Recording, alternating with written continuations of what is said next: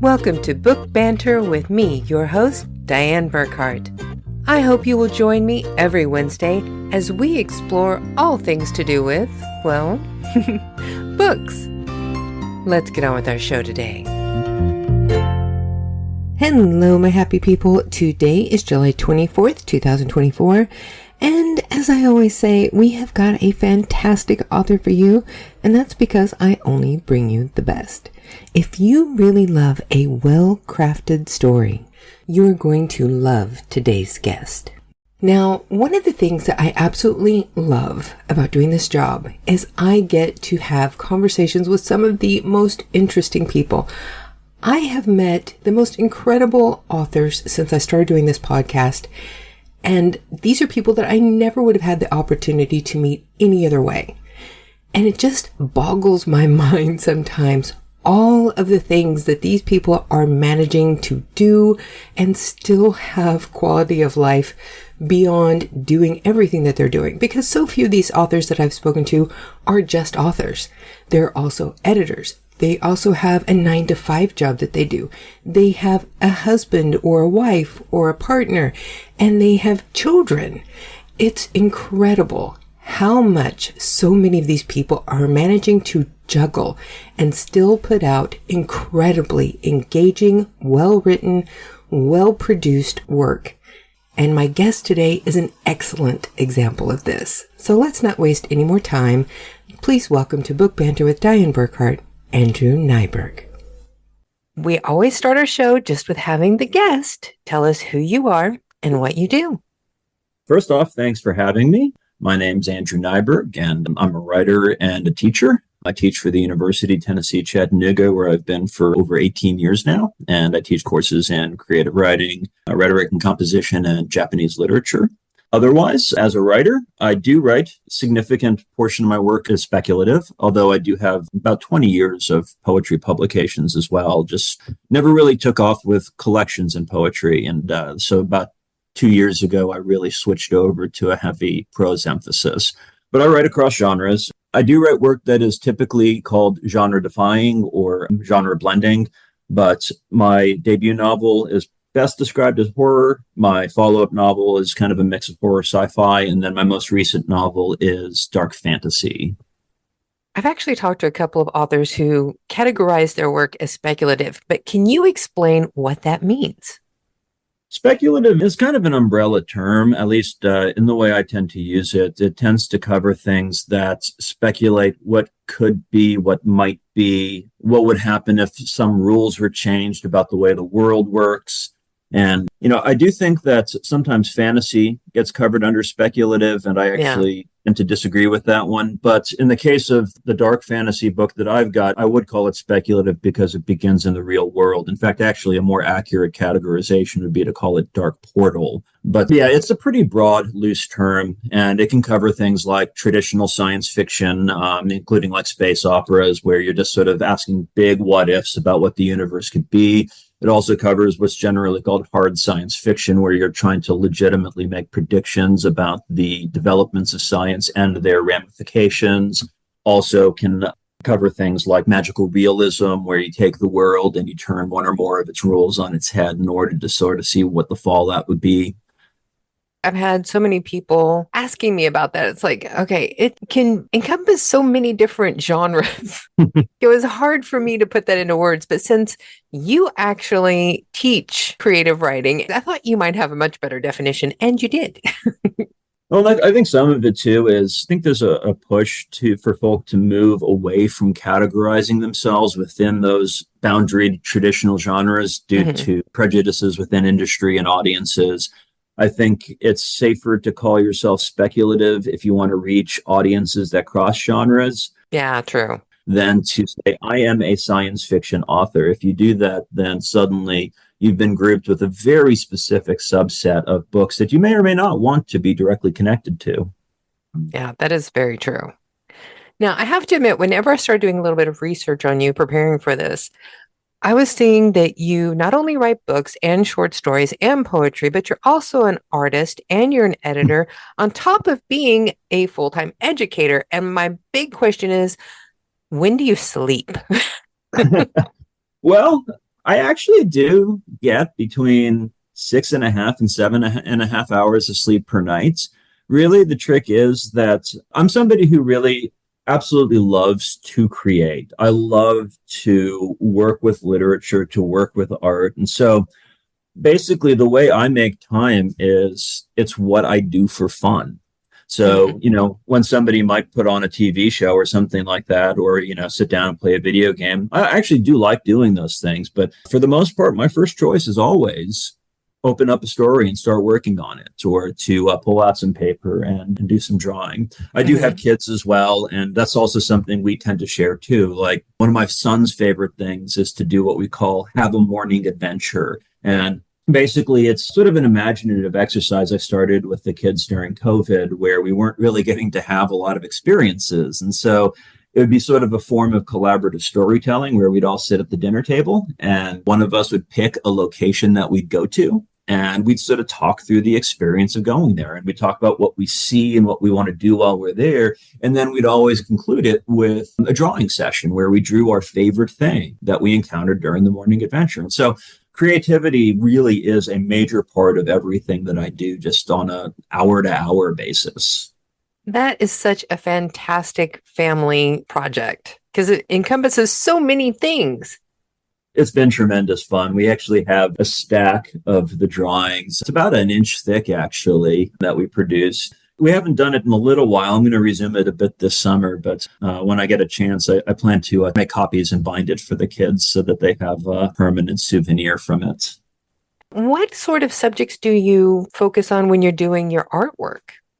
A lot of it is nature. I'm a huge, huge fan of all things natural, and not just like animals and stuff like that. I love plants. I love fungi. I Hmm. love space as well, and so a lot of my drawings are sea creatures. That's actually one of my favorite things. I have a particular soft spot for drawing jellyfish. I just love the fluidity of their form Hmm. and detail and shading that can go into it. I draw a lot of spacescapes with pastels. I've done quite a few oil and acrylic paintings over time as well. And those tend to be a little more abstract in nature, simply because I have more limitations with those mediums. I had started moving over to more naturalistic forms, but unfortunately, when I had kids, actually keeping things like oil pastels or oil paints out became something of a problem. Yeah, I can imagine. Yeah, I was always concerned about the toxicity of the materials, Hmm. making sure that nothing important got damaged. And so, really, I love drawing creatures, especially. I do think there's a lot of fun to be had in it. And then also, just the detail and the amount of models that you can have, the observational opportunities are just tremendous fun. Now, do you ever create your own book covers? I did create one. I have a collection of poetry called The Goats Have Taken Over the Barracks. And the book is set on East Island, Croatia. And the cover is an oil painting I made from a photograph I took of one of the titular goats. Otherwise, though, I create a lot of my own promotional artwork. So I do create images for social media posts and things like that. But my covers are all made by an artist named Christian Bentulin. I met him through my press, Wicked House Publishing, and he was the first artist I got linked up with. He did the cover for my debut novel, The Mobius Store, and then he also did my follow up. And strangely, when The Neverborn Thief got signed with Manta Press, the first thing that I was able to do was push for Christian as my artist. And we actually tried to go with a different artist at first, and we had a hard time getting the kind of image we were looking for. And at that point, my publisher decided to reach out to Christian and ended up coming up with what I think is a fantastic cover. And then my collection of short stories also has the cover designed by him as well. So yeah, I've only worked with the one artist for every novel or prose publication I've had. Well, I can definitely say that he is doing a great job for you because the three covers are just absolutely amazing. And The Neverborn Thief, whenever I saw that cover, I immediately stopped to look because it made me want to find out more about the book just from that image. And that's exactly what you want your cover art to do. Oh, absolutely. I mean, I have no shame in saying that I absolutely guarantee that Christian has sold a large number of my books with those covers. Well, and the Mobius door cover is fantastic. Yeah, that one, that was the one I was the most nervous about because it was my first time turning that Mm-hmm. responsibility over to an artist. And I did have some promotional sketches and ideas that I'd created for the pre-publication advertisements. And I sent those along to Christian along with a few photographs of the actual park that the Mobius store opens up in. Mm-hmm. And yeah, he did just an absolute wonderful job taking those inspirations and turning it into just a creepy, striking cover. You started out as an educator. What made you go towards being an author? Before that, I've been a writer since I was really little. I've been asked a few times, how did you get started in writing? And honestly, I tend to give differing answers because there's really a lot of different factors that went into it. My sister and I spent a lot of time together growing up, and we had a stretch where I was in third and fourth grade at the time. She's 4 years older than me. And we used to write together. We would write parodies and comedic versions of our favorite movies. So sometimes I'll tell people that that's kind of where I started. Other times I'll point people to there's an educator named, I think his name was Jim Cates, and he went from school to school doing this little poetry program for elementary classrooms. And when he came to my classroom, that actually got me really interested in poetry. And really, it's the place to which I do trace a lot of my interest in poetry. That started there and kind of just continued on. So when I'm talking about how I got started as a poet, I'll point to that. Then I also had tons of teachers who really encouraged my creative exploration. I was a very unruly child in school, and so my fifth and sixth grade teachers actually pretty much just, if I had something that would keep me busy, they would let me do it so I wouldn't disrupt the rest of the class. And they had a computer in the classroom. And one of the things I like to do is just sit there and write stories. And so, yeah, they were happy to let me do that for several hours, actually, during the school day. And at the time, I didn't think anything of it, but, really, it was very encouraging. I had teachers who would praise my creative approaches to assignments, and they would read my stuff that I wrote outside of their normal teaching schedule. So there was a lot of different things that developed a really young, ongoing interest all the way till I was, ready for college. And when I went to college, I actually started out as a computer science major.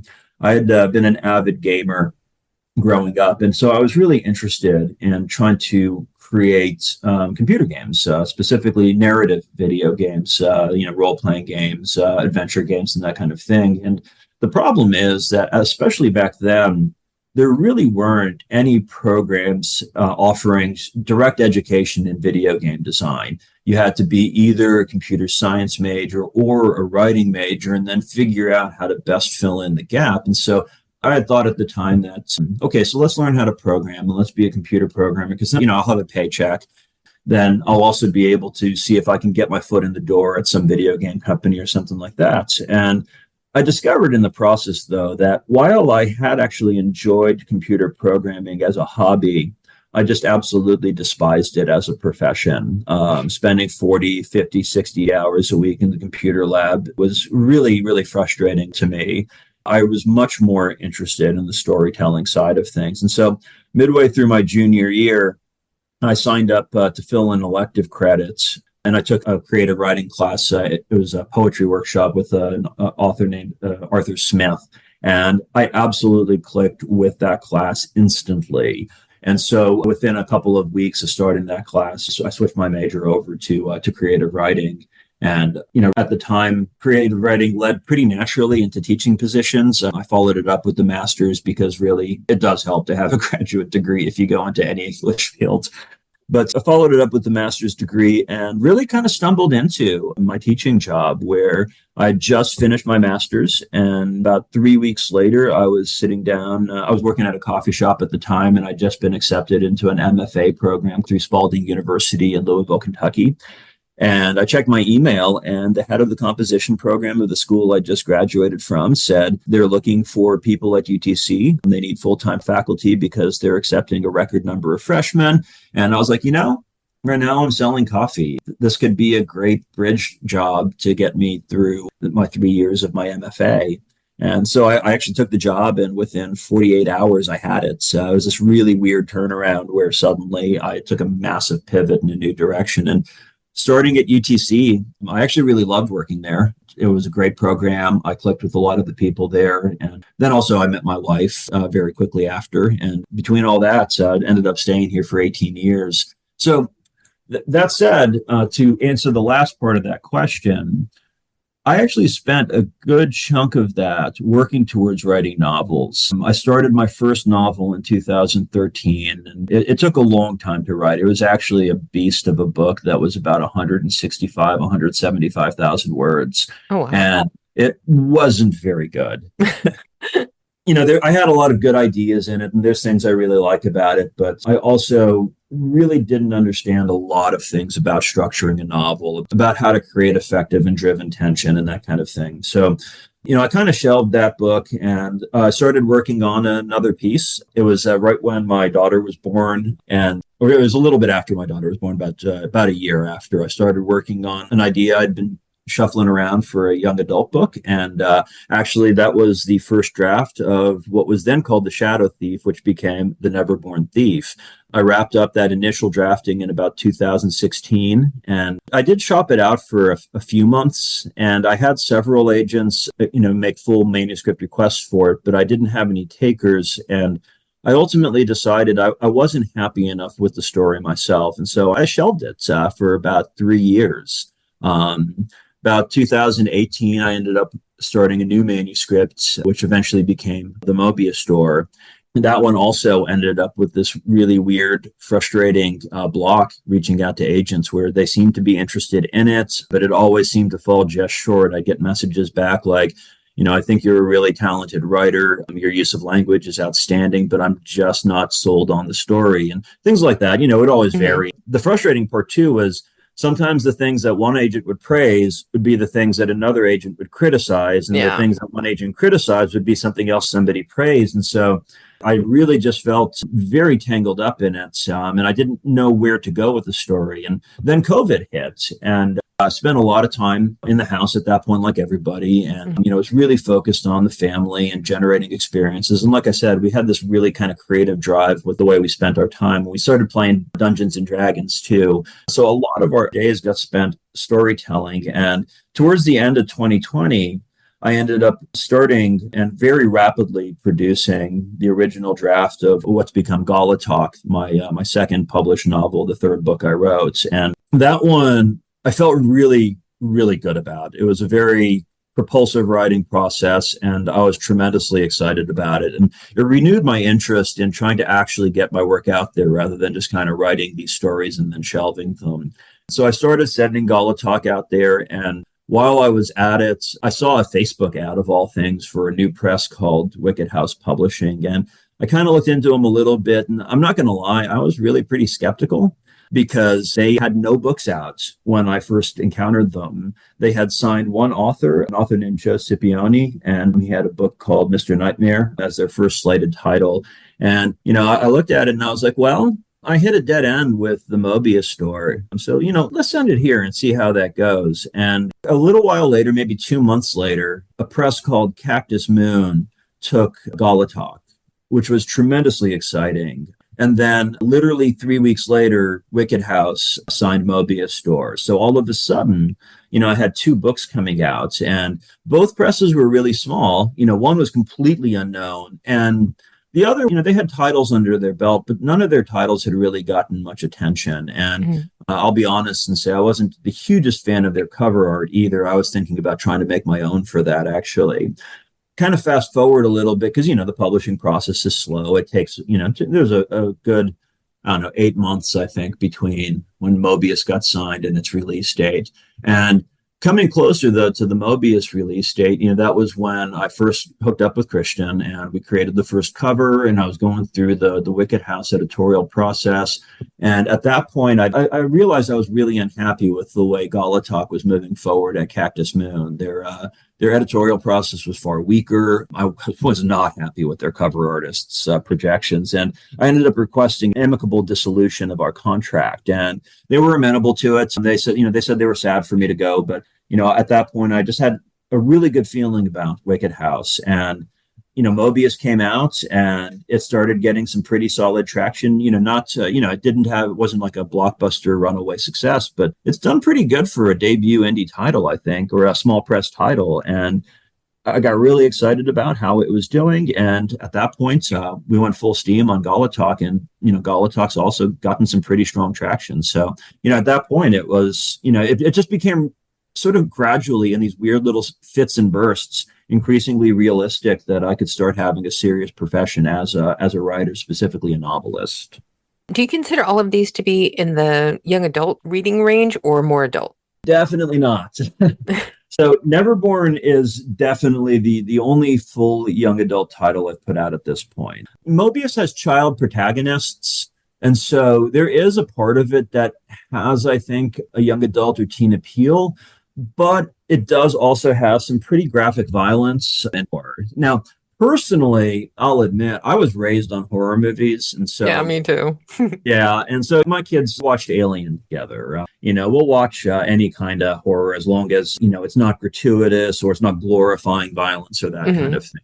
But for the most part, monsters, gore, it doesn't faze me. I think they're just as easily for children. To me, it's actually almost cartoonish in some ways. Even Aliens, which is one of my personal favorites, it's so clearly imaginative that I don't feel it's necessarily disturbing, and that's where I kind of draw the line. Mobius does have a couple of sequences that may be a little disturbing definitely for a young adult readership. I don't think there's anything wrong with it being read by 16, 17, and 18.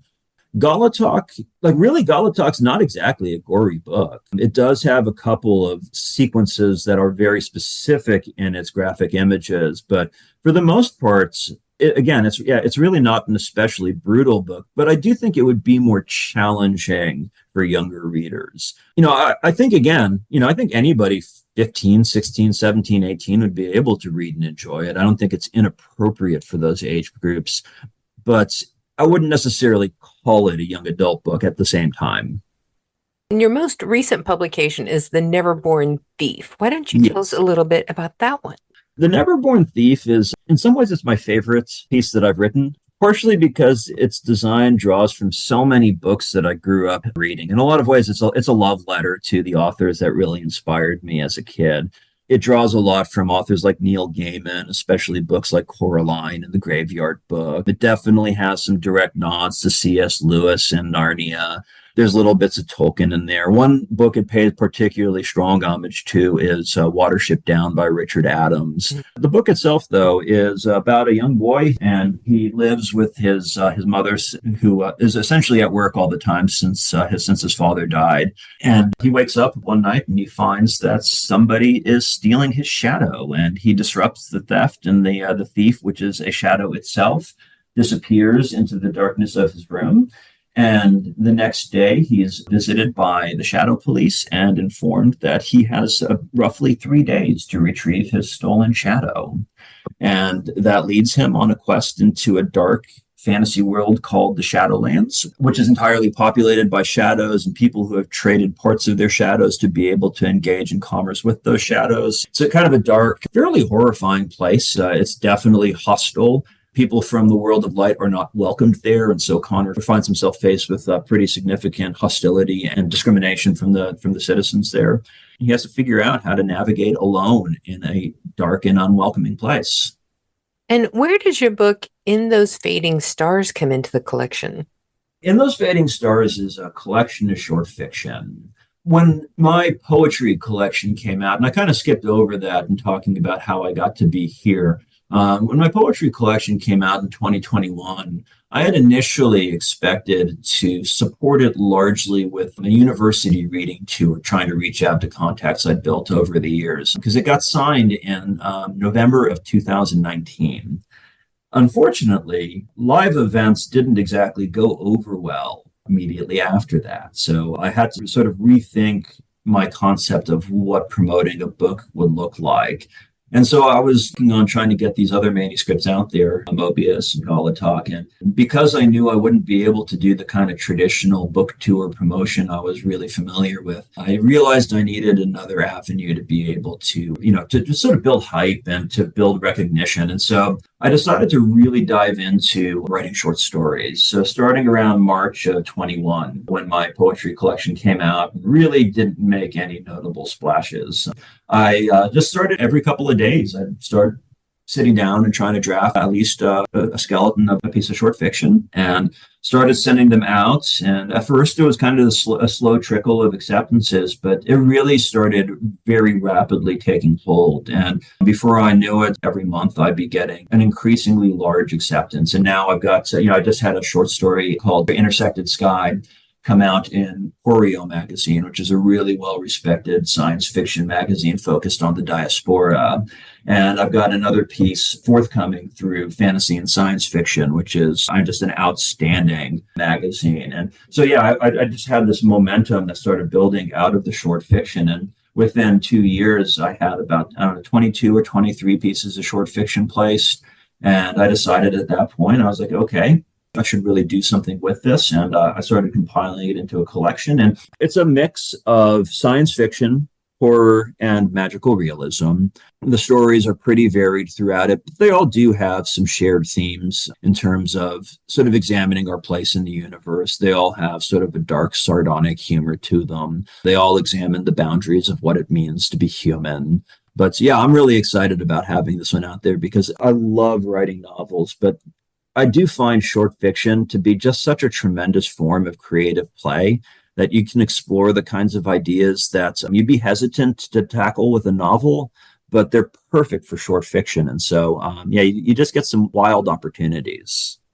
Well, and I love some of the topics that you have listed on your website for the short stories that are in this collection, like a father who must trade a week of his own life to keep his son alive one day at a time, 3 robots conducting a seance, a world where humans molt like cicadas. I mean, that is quite varied and extremely interesting.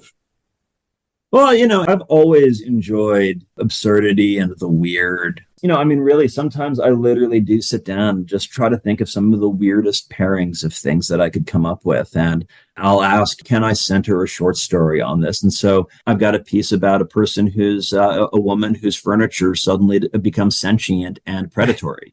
It sort of has her trapped in this house where everything has become violent. Like she comes home and one of her reading lamps is eating her cat. But then, also, admittedly, some of them are also just dead serious. One of my favorite pieces in the collection is called Don't Look There. And it's about a young boy. He hears a loud bang while he's playing in his bedroom alone. And his mother comes in and tells him that they're going to start playing a game called Don't Look There. And the goal of the game is to never look into the corner of his living room. And so he starts trying to navigate the house, never looking at that spot. And he sees out of the corner of his eye that it looks like his dad might be asleep there. But of course, he's been murdered. And then, of course, shortly after, his mother takes her own life as well.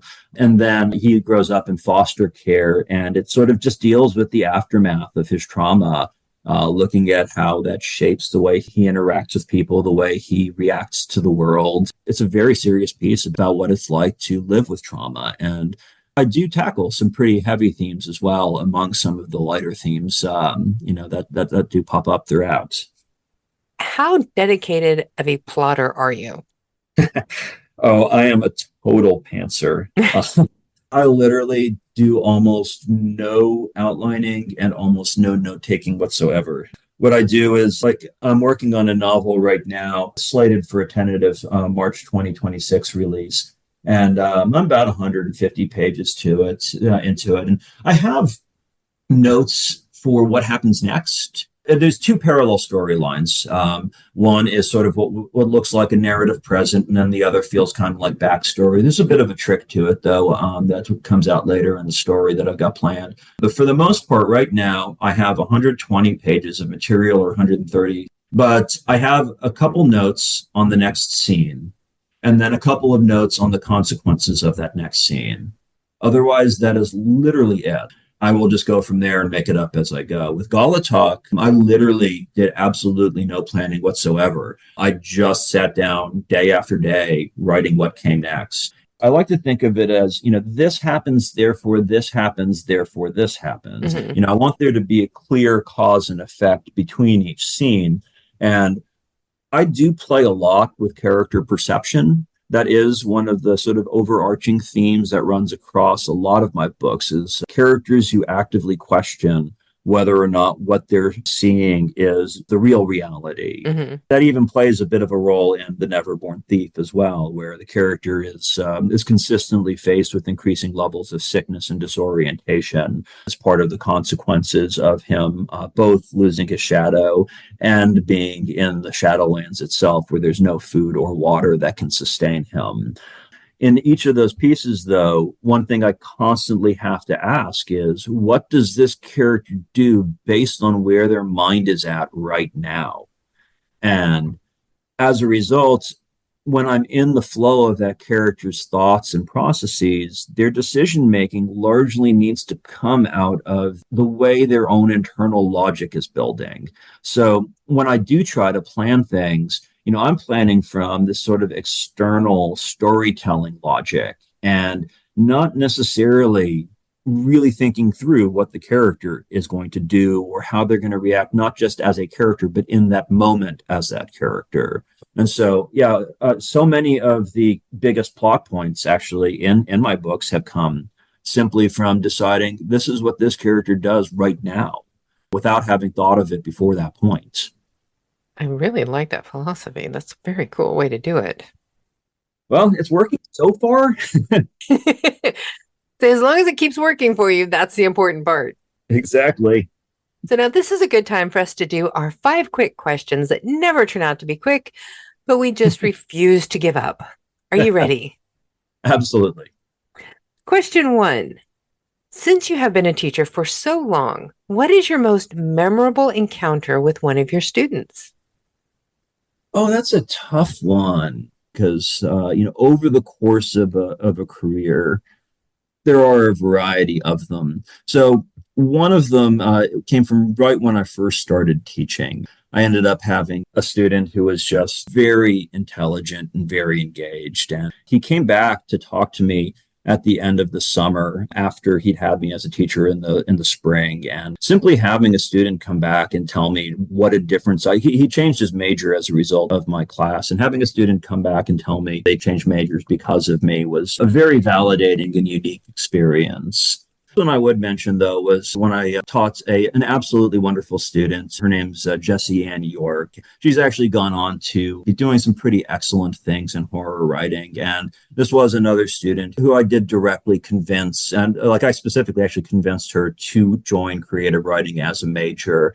And it's one of those things, again, where I influenced somebody's direct path. And then also the whole department is tremendously proud of just how outstandingly well she's flourished in the medium. Question 2. What is your favorite summer activity? Staying in a nice, cool room and writing. To be more varied for that, though, I do love swimming. I am hoping that we're going to get to take the kids out for some swims and some hikes. I'm pretty simple with that kind of thing. The less prep that goes into it, the more likely I am to engage with it. So, I don't do a whole lot of camping, for example, just because I don't want to spend an entire day prepping tents and sleeping bags and food and coolers and stoves. I'd rather just hop in the car, drive somewhere pretty, and go for a hike. But because of the demands of the semester, because I also do take on additional responsibilities like editing, and I do things like I'm on a committee for local events for the Southern Literature Festival. I'm part of a lot of different Facebook groups where I interact with people in both the professional and personal capacity. I've got a lot of events that I'm doing this summer, like the Books and Brews convention in Chicago. Oh, nice. There's a whole bunch of stuff on my plate, but during the school year, my schedule gets insanely cluttered, and what free time I have is usually given over to the kids. So during summer is my single biggest stretch with real writing time available. And so like this summer, like I said, I've got a novel in progress that I do want to finish a primary draft of. I'm writing the Try Not to Die book for the Neverborn Thief, which will actually probably be called Try Not to Die in the Shadowlands. And then I've got another collaborative project with an author named Jeff Oliver called Rorschach on the table as well that I'd like to get some drafting done on too. So, finding those opportunities where I can both have a full day with my kids, maybe some actual leisure time, but then also have 3 or 4 hours of explicit creative time. I mean, that's literally like all I want. Yeah, I'm still trying to work on how to balance time with my husband and getting everything done for podcasts, the books, the writing groups, trying to get everything done, the magazine. I still haven't learned that balance yet. It's tremendously difficult. My biggest effort, though, is to make sure I don't neglect my wife or my kids in favor of work. And I mean, every once in a while it has to happen because that's how bills get paid. But Yeah. I definitely don't want to be that absentee workaholic. Yeah. Question 3. As an editor, what do you think one of the most glaring mistakes is that authors tend to make? Oh, that's an interesting one because there's a couple. One thing that I mentioned was when I was talking about my process and talking about the way I view story structure, this happened, therefore this happened, therefore this happened. There's an alternative that I see in a lot of the works that I edit, which is this happened, then this happened, then this happened, where the focus is on exterior intrusions onto the life of the character. Now, I'll say, of course, sometimes you do need to have those exterior intrusions occur. Sometimes some plots simply can't function without it. Of course, there's the classic plot binary that somebody went on a journey or a stranger came to town. It was a novelist, John Gardner, who said that. So sometimes the stranger does have to come into town. Sometimes that disruptive event is really key. But for the most part, I think the thing that compels readers to move forward is to see a character act and then to face the consequences for better or for worse of their actions. And so if every event is an external intrusion, it no longer has the emotional consequential weight that comes with that sense of agency. Mm-hmm. So that's one of the biggest things, though, is to really focus on making sure your characters are acting and that the plot unfolds as a result of their action. Then the other is to never underestimate the importance of really paying attention to the quality of your prose.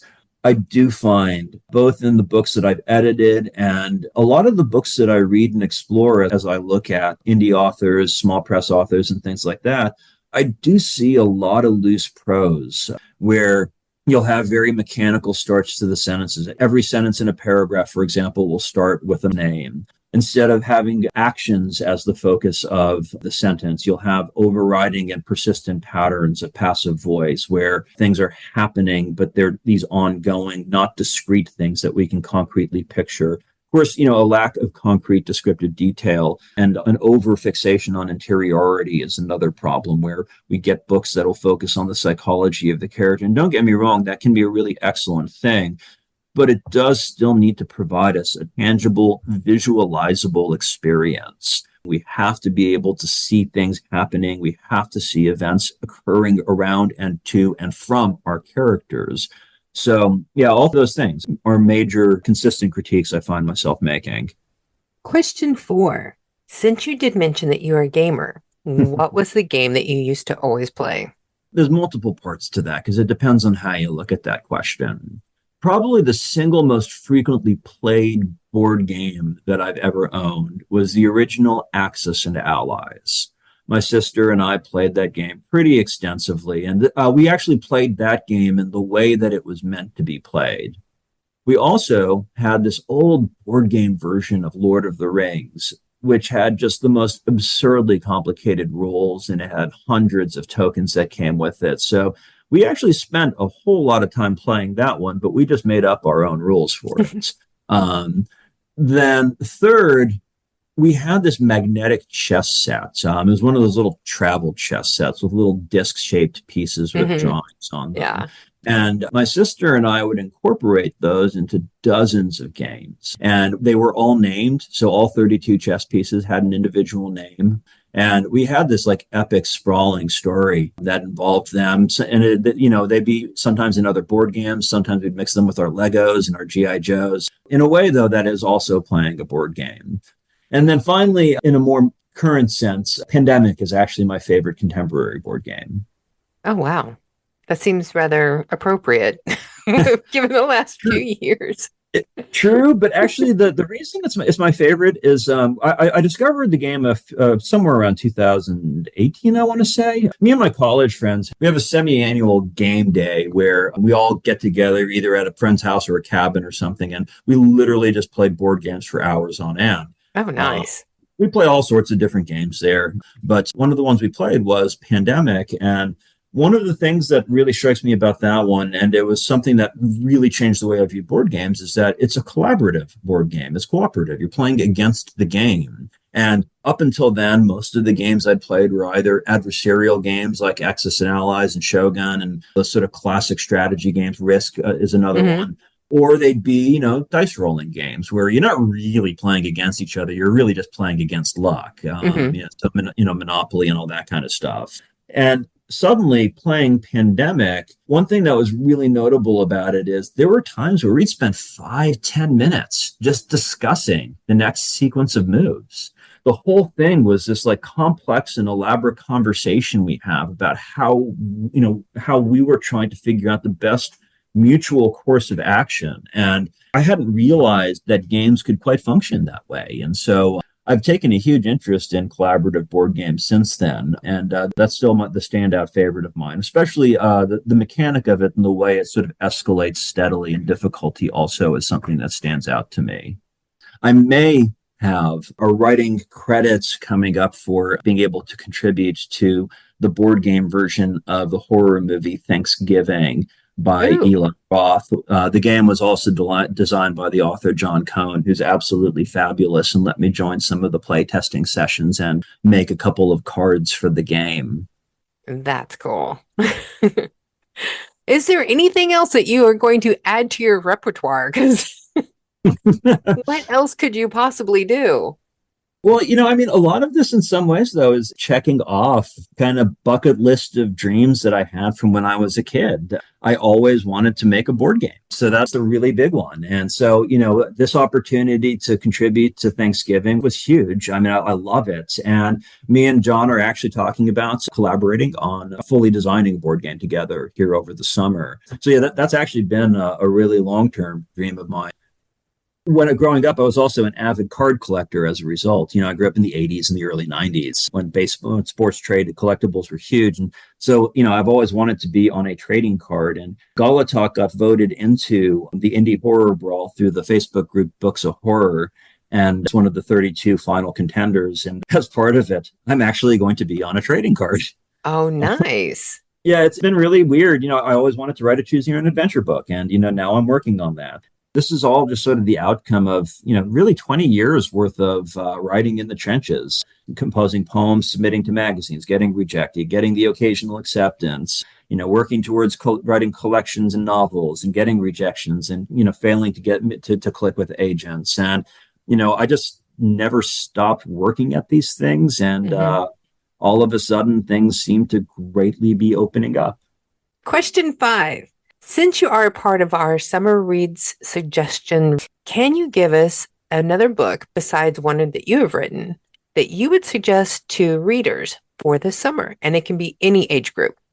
Ooh, that's a good one. So I think a couple of different suggestions I'd give to sort of hit across the spectrum. One contemporary book that's been hugely inspiring to me, it's actually the one that's the most direct influence on my novel Gala Talk, was Annihilation by Jeff Vandermeer. It's an absolutely phenomenal book. Really, to me, is kind of sci-fi horror. It's often called New Weird, but I recommend that one to absolutely anybody. Also, very recently, I came across a wonderful novella called Lingoon, Linghun, by the author Ai Zhang, Aijiang. And she is a phenomenal author who wrote a beautiful novella about a neighborhood basically built for people who can't get over the grief of their losses. And it's a really unique, inventive, and very moving story that I think is an absolutely brilliant piece. Of course, I love the work of the author John Cohn, and I would absolutely recommend his novel /Tag or his novel Everything is Temporary if you're looking for something holiday themed. Both of them are amazing books written by a very imaginative and talented writer.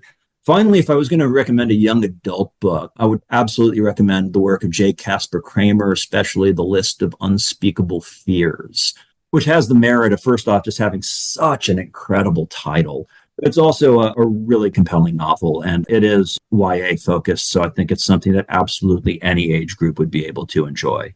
I cannot thank you enough for joining me for this interview today. You have been absolutely fascinating. I don't think I have ever spoken to another author who has such a wide range of writing and teaching and music and art that they are involved in. It's absolutely impressive.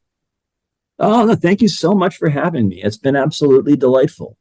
So now remind everybody, what is your name and where can they find your books?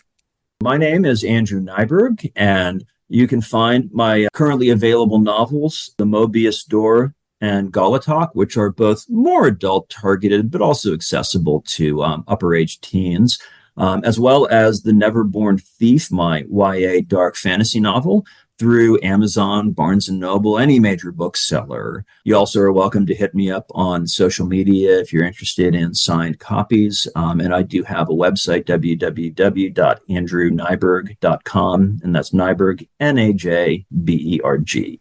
And when can we expect to see a publication date for In Those Fading Stars? I don't know when I'm going to get the exact release date for it, but it's slated for the beginning of December as of right now. That is fantastic. We can add that in to our year-end book buying guide, and people can pick it up for the holidays. Awesome. Thanks again. It's been great. So there you have it, folks. My interview with the incredible Andrew Najberg. If you have not read any of his books yet, I highly recommend that you run, do not walk, and go pick up one of his titles right now. I can honestly recommend The Neverborn Thief. The world building in this story is absolutely fabulous. I would venture to guess that a lot of his talent in this comes from his gamer background, and this definitely comes through in the story. It is so well crafted. You are going to love it. And be sure to watch Book Banter Magazine for coming issues whenever I do a full review on The Neverborn Thief. We will also be posting a video of it on TikTok. Now, next week, we have Lena Hart, and we will be talking about her latest book, Beyond Power. This is a supernatural sci-fi romance. It is going to be a great conversation, and you will not want to miss out as we talk about this epic love story in a futuristic world of her creation. Now, don't forget, we will have a new issue of Book Banter Magazine dropping on August 1st. It will detail all of the authors that will be coming up on our episodes through August and September, and we have got some fantastic authors coming up for you. But then again, when don't we? I think that's enough for today, folks. So you know what time it is. It is time for you all to go forth, try to stay cool in this heat, and be very happy.